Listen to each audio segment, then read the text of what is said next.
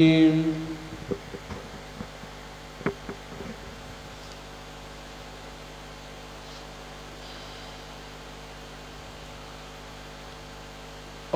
बाद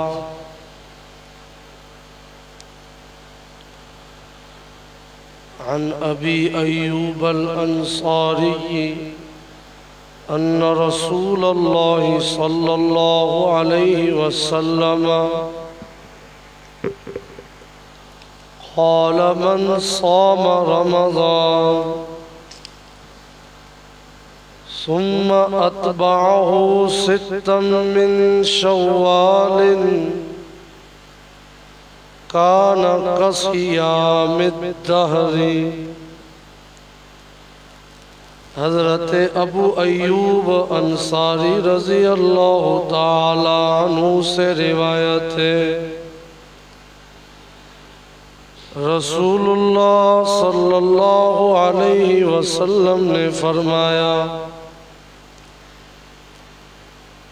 जिस बंदे ने माहे रमज़ान के रोज़े रखे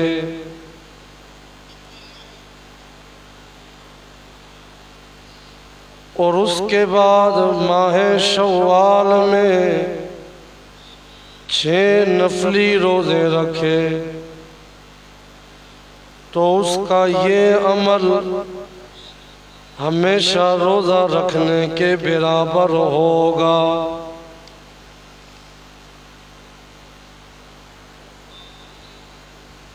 दो तीन बातें जो आज की निशिश में आपके सामने अर्ज करनी है।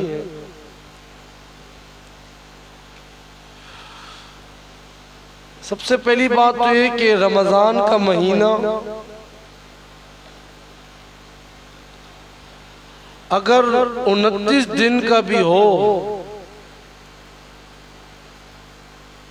29 रोजे भी होते हैं एक मिसाल के तौर पे,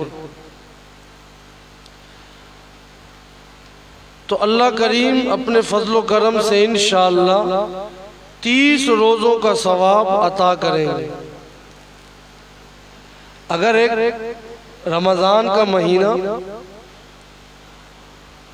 29 रोज़े का होता है, 29 दिन का होता है, तो अल्लाह करीम अपने फजलो करम से इंशाअल्लाह 30 रोज़ों का सवाब उसको अता करेंगे।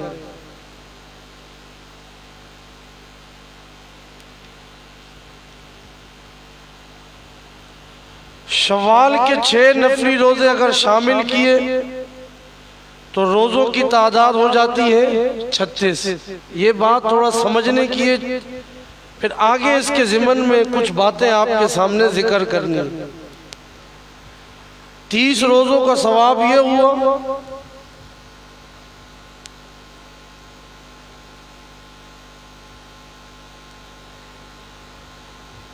और उसके बाद अगर उस बंदे ने शव्वाल के 6 नफली रोजे भी अगर रख लिए, जो हदीस मुबारका भी हमने पढ़ी है और आपने सुनी,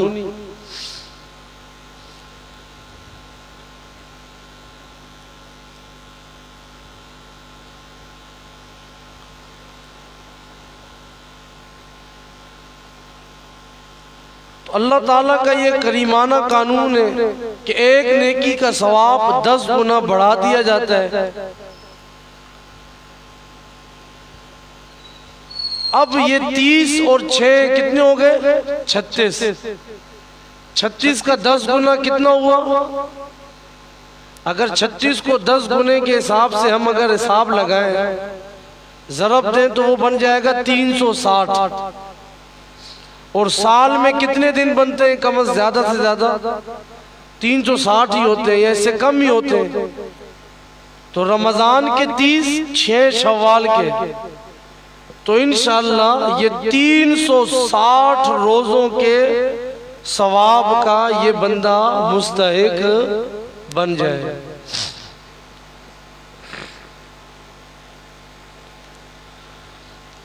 मैंने कल की निशित में जिक्र किया था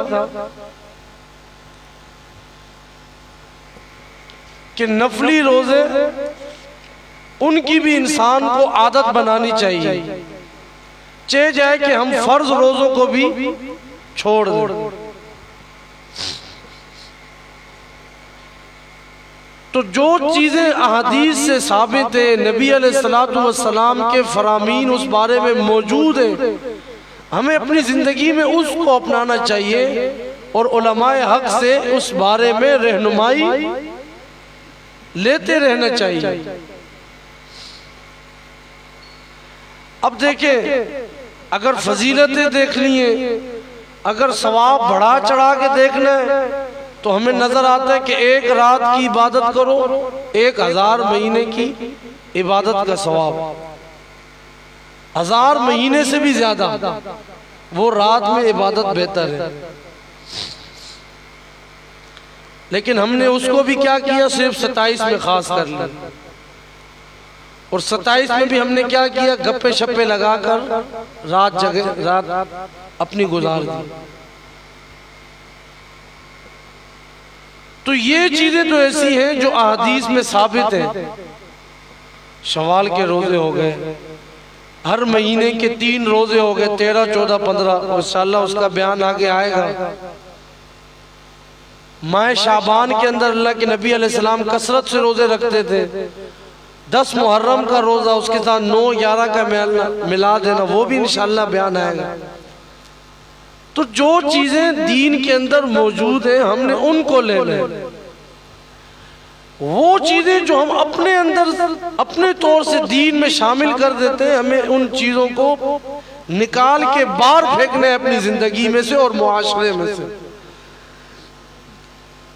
जैसे अभी आजकल एक मशहूर बात चल रही है जी, कज़ाए उम्री। कई मरतबा आपने भी देखा होगा, सुना भी होगा, मैसेज भी चल रहा है, कुछ लोग बात भी करते हैं, बयान भी करते हैं।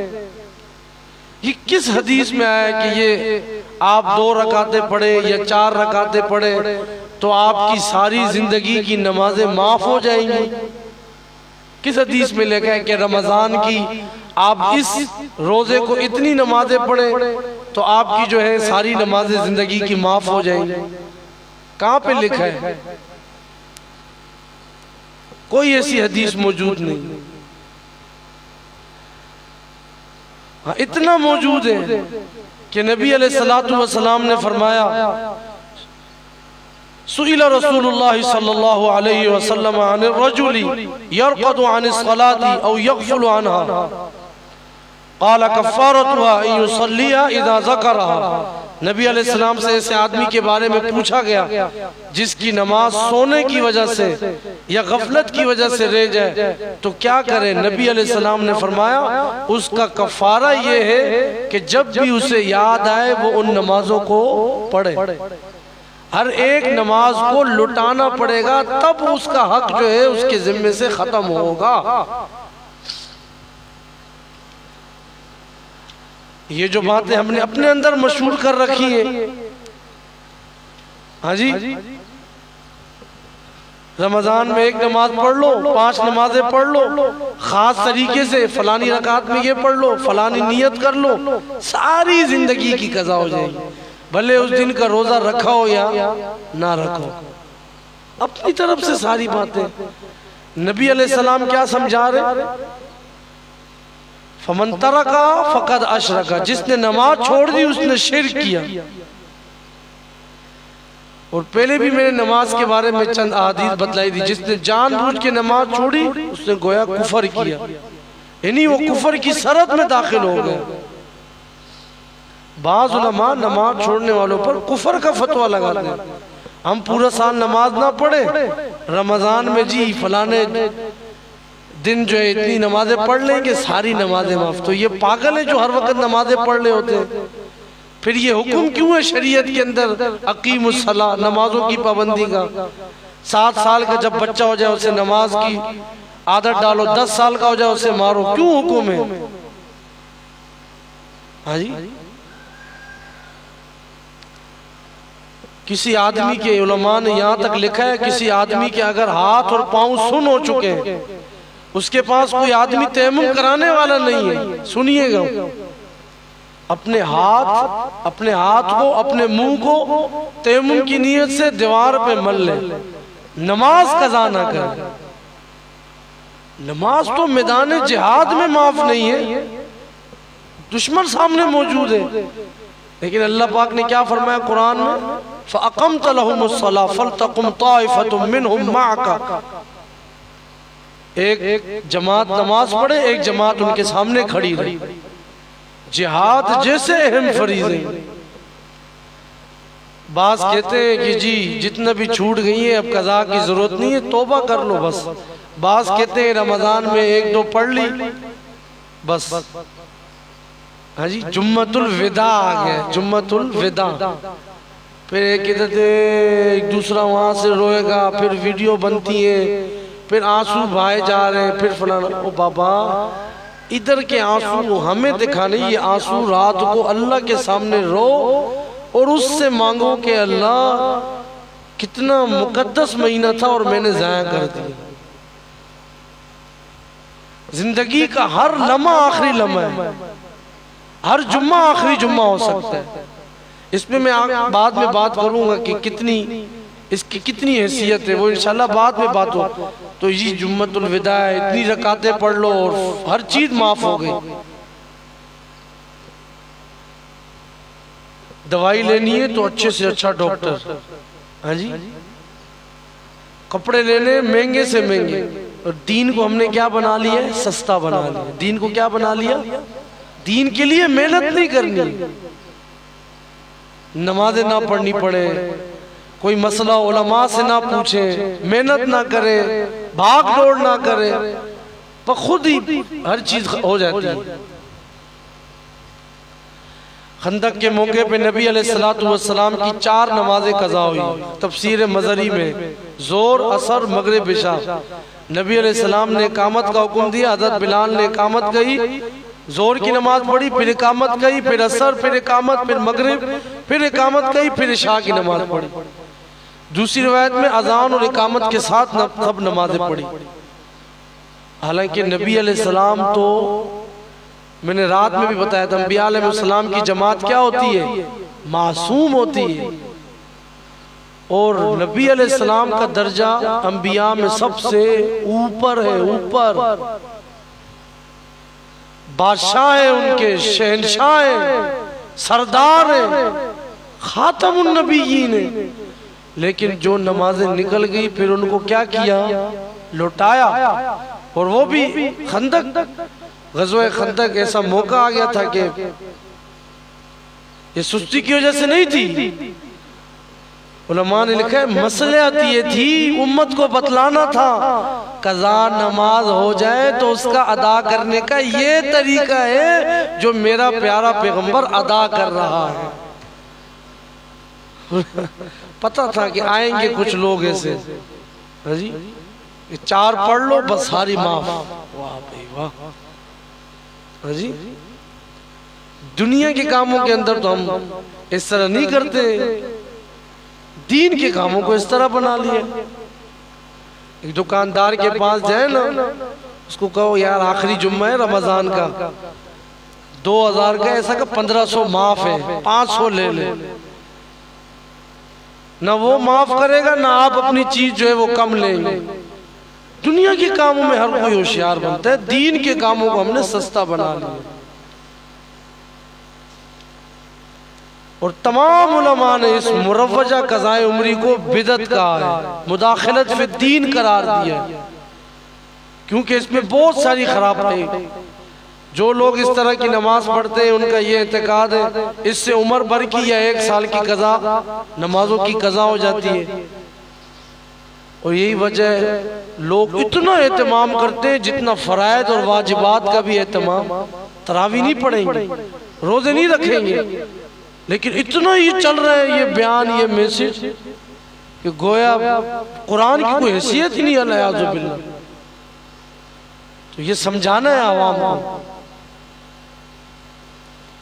इसी तरह रमज़ान की फजीलत का इनकार नहीं है, रमज़ान की फजीलत है, 70 दर्जे सवाब भी है, ये भी बिल्कुल हकीकत है। बल्कि मसला ये है कि जो ये कहे कि मैंने एक नमाज पढ़ी और 70 नमाजों के बदले में अदा हो गई, ये बात गलत है। वो सवाब अल्लाह ने देना है, वो एक का सवाब 70 के बराबर देगा इंशाल्लाह, वो अल्लाह देगा। लेकिन हमने जो अदा करनी है वो ये नहीं कि एक पढ़ ली तो 70 अदा हो, ऐसी बात नहीं है। तो ये बात हमने अपने ज़हन में रखनी है। इसी तरह अगर किसी की बहुत सारी नमाजें कज़ा हो गई हैं, अब उसका सही तरीका ये है जब भी कज़ा करे नमाजों को मुतय्यन करे कि मैं जोर की कर रहा हूँ, असर की कर रहा हूँ, मगरिब की कर रहा हूँ।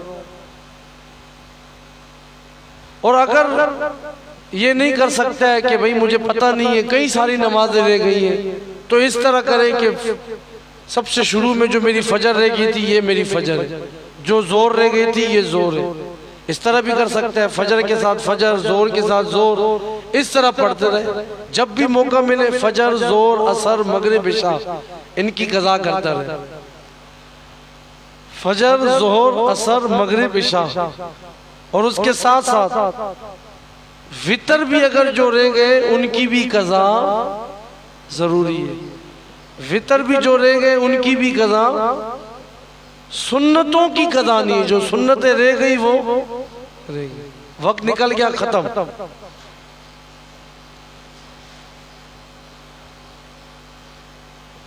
बाकी ये कि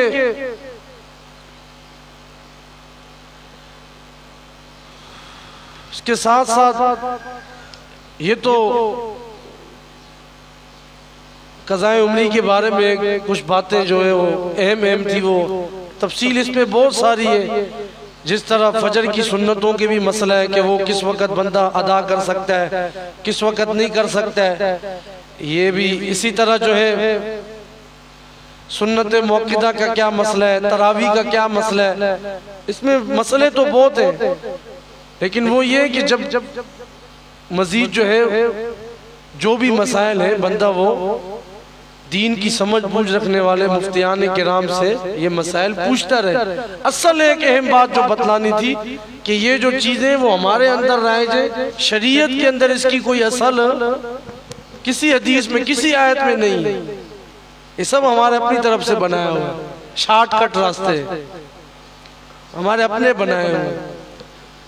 दीन पे चले, रोजे रखें, तमाम नमाजों को अदा करें। वो एक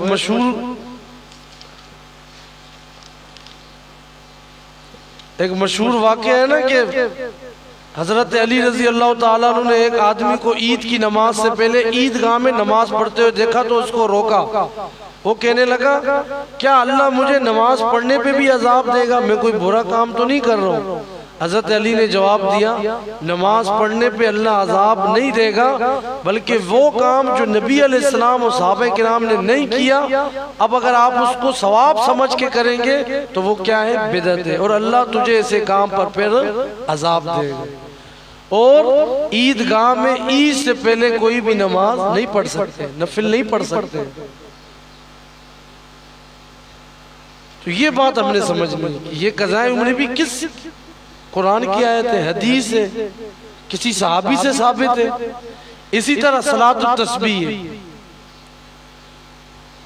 बहुत सवाब है। नबी अलैहिस्सलाम ने अपने चचा हजरत अब्बास को फरमाया कि आप जब ये करेंगे तो अल्लाह ताला आपके अगले पिछले नए पुराने छोटे सारे गुनाहों को अल्लाह बख्श देंगे। और ये कि ये नमाज आप पढ़ा करें सलातुत तस्बीह की। अब इसका तरीका भी हमें सीखना चाहिए। उसकी एक लंबी एक तवील जो है वो उसकी निशिस्त होती है। हर दिन ये नमाज पढ़ो। फिर फरमाया अगर हर दिन नहीं पढ़ सकते हर हफ्ते में पढ़ो, अगर नहीं कर सकते साल में एक मरतबा पढ़ो, ये भी नहीं कर सकते पूरी उम्र में एक मरतबा पढ़ो। क्या? सलातुत तस्बीह।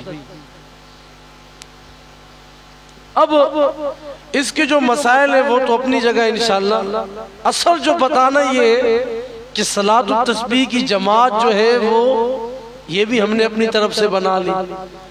नवाफिल की जमात, चाहे सलातुत तस्बीह हो या कोई दूसरे नवाफिल हो, फतावा हक्कानिया में एक सवाल के जवाब में मौजूद है कि सलातुत तस्बीह जमात के साथ पढ़ना नबी अलैहिस्सलाम से मनकूल नहीं है।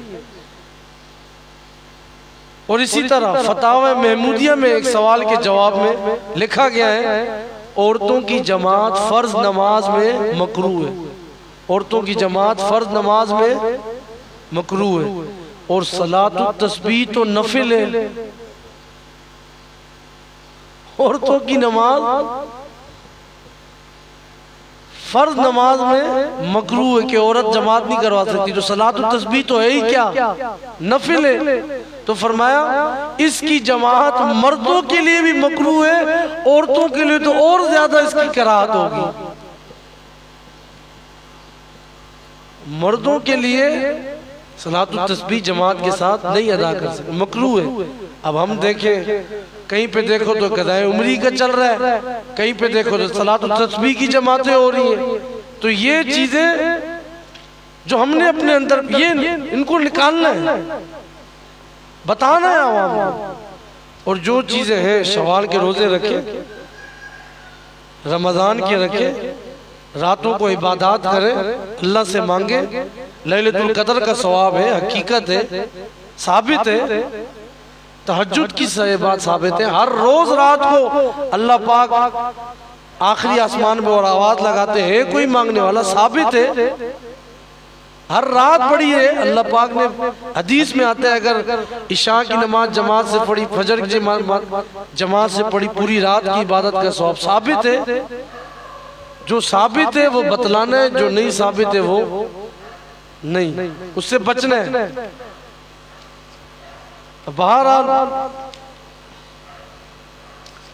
अब मैं शुरू में मैंने बात की थी जुम्मतुल विदा के बारे में, उसके बारे में एक दो बातें करते फिर इंशाल्लाह बात को मुकम्मल करते, क्योंकि अगली नशिस्तों में कुछ नफली रोज़ों का बयान, इसी तरह फतह मक्का और ग़ज़वे बदर के मुताल्लिक, और इसी तरह हज़रत अली रज़ी अल्लाह ताला अन्हु, हज़रत आयशा रज़ी अल्लाह ताला अन्हा, उनके मुताल्लिक क्योंकि कुछ नशिस्तों में कुछ बातें करनी है।